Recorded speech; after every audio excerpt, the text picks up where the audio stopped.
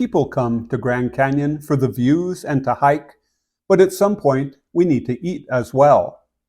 Fortunately, Grand Canyon offers numerous dining options, from inexpensive meals at a picnic table to fine dining with tablecloths and historic ambiance. But first, what are my qualifications to address this issue? I hike at the Grand Canyon about once a month and have stayed as a guest at least 300 nights. Over the past decade, I think it is a fair guess I've eaten 1,000 meals at Grand Canyon. Unlike most of the people who make videos about eating at Grand Canyon, I have eaten at each of the places at Grand Canyon except the Fred Harvey food truck, which is relatively new and simply does not appeal to me. I will divide this video into 3 sections. First, a description of the dining options. Second, my opinion of each. And third, where I think is the best place to eat, and that selection may surprise you. First, let's dispense with a few of the options.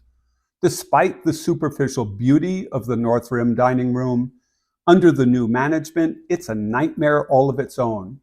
And I'll cover that in an upcoming video and will not discuss it here. Second, there are 4 snack bars that I will not cover: Hermit's Rest, Desert View Deli and Trading Post, Bike Shop Cafe, and Bright Angel Fountain. None of these really offer sit-down dining and complete meals, although Bright Angel Fountain does deserve special mention because it serves an ice cream at $5 a scoop.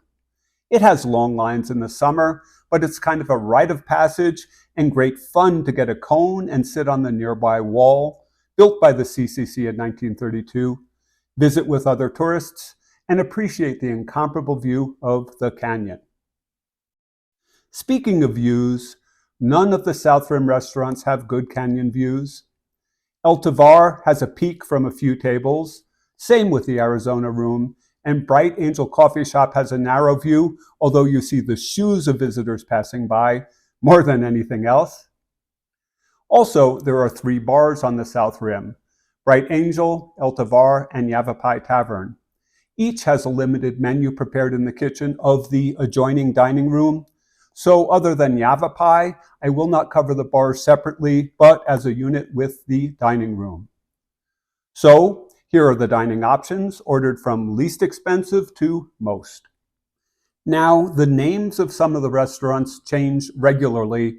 I'm not sure why, but especially the one I will generically call the Bright Angel Coffee Shop, which I think is the most descriptive name. Recently, it's gone through a lot of name changes.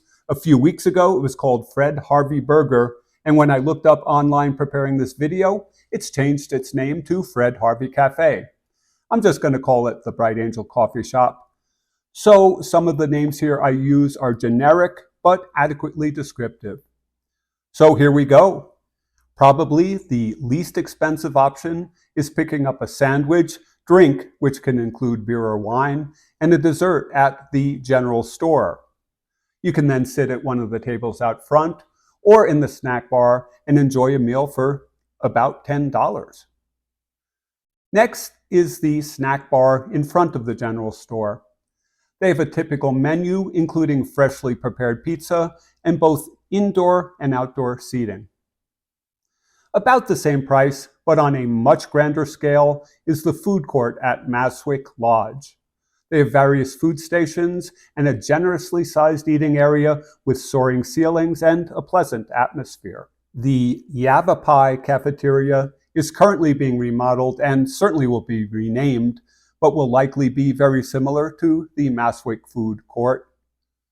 Both Yavapai and Maswik were built by the same company in about the same era, so similarities abound, despite the fact they are currently managed by different companies. Yavapai has a tavern where you can get pizza, beer, wine, and liquor. The food is prepared at the nearby Yavapai cafeteria. Maswik has the Pizza Pub where you can get beer and wine and watch sports on big screen TVs. If the Maswik Pizza Pub atmosphere is not to your liking, you can take your food and drink to the more quiet open seating area beyond. Yavapai is unique in that it has outdoor seating both at the tavern and at the general store. Maswik does not have this option. Now, moving up the Ahem food chain is the Bright Angel Coffee Shop. They keep changing the name, and it is currently called the Fred Harvey Café. It's kind of like a Denny's. The restaurant was built in 1935 and designed by Mary Colter and has a pleasant atmosphere. They don't accept reservations, and you sometimes need to wait to be seated. Next up is the Arizona Room. Well, that's what it was called for years. It's recently been renamed the Arizona Steakhouse. It's right next to the Bright Angel Coffee Shop, but has a separate entrance and takes both reservations and walk-ins, but reservations are recommended. It's only open during the high season. The Arizona Room is moderately upscale and leans towards a steakhouse or chop house menu. And ahem again, at the top of the food chain is the Tovar Restaurant. This is the flagship eating establishment at South Rim. Reservations are required for every meal but breakfast, and in the busy season, you may not get a seat without a reservation. Dressing for dinner is encouraged. They have a maitre d', white tablecloths, and an upscale atmosphere. El Tovar was built in 1905 and was once considered the best hotel west of the Mississippi. Xanterra does try to maintain this upscale atmosphere to this day. Let me also comment on reservations and crowds. I strongly recommend that you make reservations, generally available online a month in advance.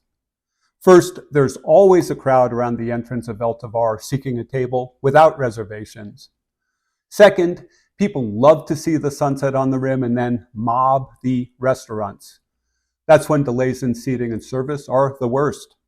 If you plan to see the sunset, you might want to have your dinner first to avoid the mob scene after sunset during peak months. There's one more restaurant I haven't mentioned. That's the Canteen at Phantom Ranch, which is located a mile down in the canyon. They mostly cater to Phantom Ranch guests who enter a lottery a year in advance to get a room. They serve a family-style breakfast and dinner, which is either steak or stew. The food is carried down by mule, the atmosphere unique, and the steak dinner costs about $60. Okay, so that's part one, the dining options. Now on to part two, my opinion of them. For each, I've considered the issues of price, quality, service, convenience, and ambiance. But if I run through each factor on each restaurant, this video will be too long, so I'll only mention the most important aspects of each. Now, I'm a cheap guy, more a gourmand than a gourmet, and I don't like pretentious or fussy meals. My essential choice would be to go with the cheapest place. But I must acknowledge that if fine dining is your goal, El Tovar is the flagship restaurant at Grand Canyon. They know they have something special, and they try to preserve its dominance with better trained staff and better food. The food is far from world class, but it's the best restaurant food you can find at Grand Canyon. With that said, I find El Tovar overpriced, stuffy, and pretentious. Now, my brother did lose a bet and owes me dinner for life at Grand Canyon, so when he's paying, I'm willing to go there. But otherwise, I find other dining options more attractive. El Tovar beats the other alternatives on quality, service, and has the best ambiance, but the prices strike me as too high. It's a bit inconvenient in that the hours are limited and it requires a reservation for both lunch and dinner.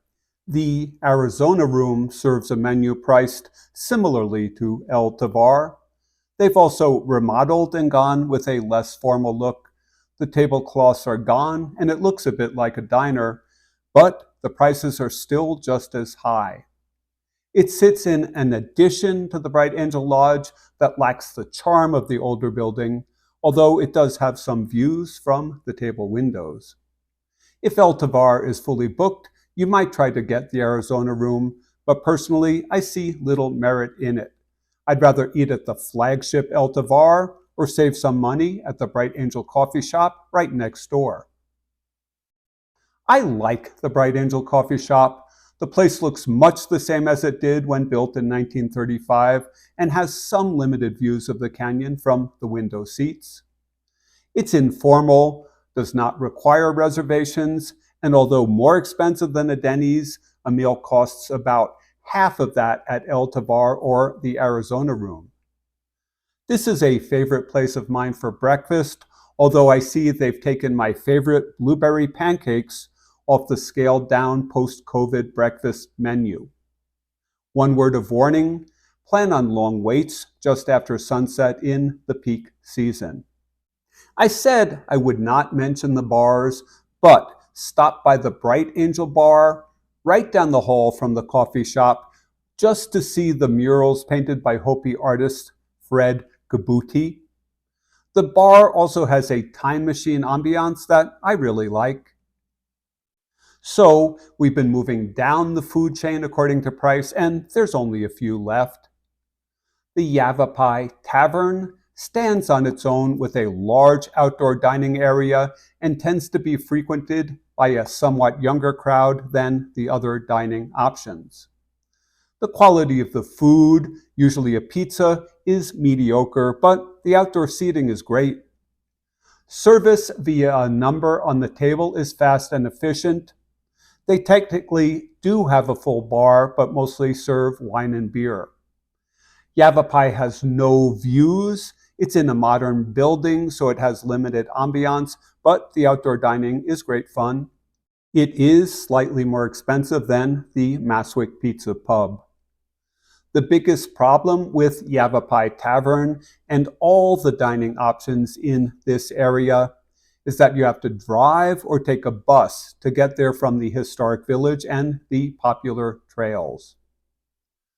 The Yavapai cafeteria is currently being remodeled with apparently electronic order kiosks, and I would expect a trendy new name. The food prep area remains the same and will continue to function to serve the tavern, so I would expect no real changes in what is standard, mediocre American cafeteria fare. It's not a favorite of mine. Finally, there's the small snack bar at the front of the general store. I've had both pizza and sandwiches from there. Once again, it's moderately priced, mediocre fare, but it is very convenient for families, especially those with young children. They have indoor tables for inclement weather, but a real treat is the tables out front where you can get some fresh air and the kids can yell and run if they feel the need. And as I mentioned at the start, there's the option of buying pre-made food in the general store. You can get a sandwich, beer or soda, and a packaged ice cream for about $10, then eat them at the indoor or outdoor tables. The sandwich quality is questionable but edible, and the packaged products are standard fare as from any other retailer nationwide. That's also probably the second cheapest way to have a few beers and a snack at Grand Canyon. To me, this is an economical option. Next is Maswik Food Court. They serve food of about the same quality of a food court at a mall. You can find most everything your family might want, including wine and beer, and eat in the high-ceilinged, airy dining area, which I find superior to Yavapai. I used to really like the deli counter there, which they've renamed the barbecue station. You can have a meat dish with a few sides for a reasonable price, although that price has doubled over the past few years and the quality and quantity has diminished, but it's still a viable option. And almost last is the Maswik Pizza Pub, one of my favorites. They make a fresh pizza for you of varying quality, which you can consume with a soda or beer. If you don't like the bar atmosphere, you can simply carry your food a few feet further into the high-ceilinged dining area, which has a quieter and more family-friendly atmosphere. Now onto the third part, the one best place to eat. The national park vendors used to relatively efficiently serve standard American fare for a reasonable price considering the location, but that has changed. Since COVID, they've reduced quality, staffing, and service hours and have doubled the prices. This has led to dissatisfied customers, including me. My favorite place to eat is none of the above. I first started to bring my own breakfast to Grand Canyon because I get up early and hit the trail well before the restaurants open. I eat my lunch from my backpack on the trail. That left only dinner as the meal I would eat out. Even before COVID, I grew frustrated with the cost, quality, inconvenience, and variable efficiency of the service at the sit-down restaurants. I gave them up. For example, the pizza pub I liked so much could range from serving a decent pizza to one that was almost inedible. And that meal could cost about $60, including a couple of beers. I started bringing my own food. On a 2-night stay, I have a salad with tuna on the first night, and I have a hearty soup on the second night. Cooking in rooms other than Maswick South is prohibited, but I put the hot plate on the porch and cook outside. This allows me to have healthy food prepared the way I want, when I want it, at minimum cost.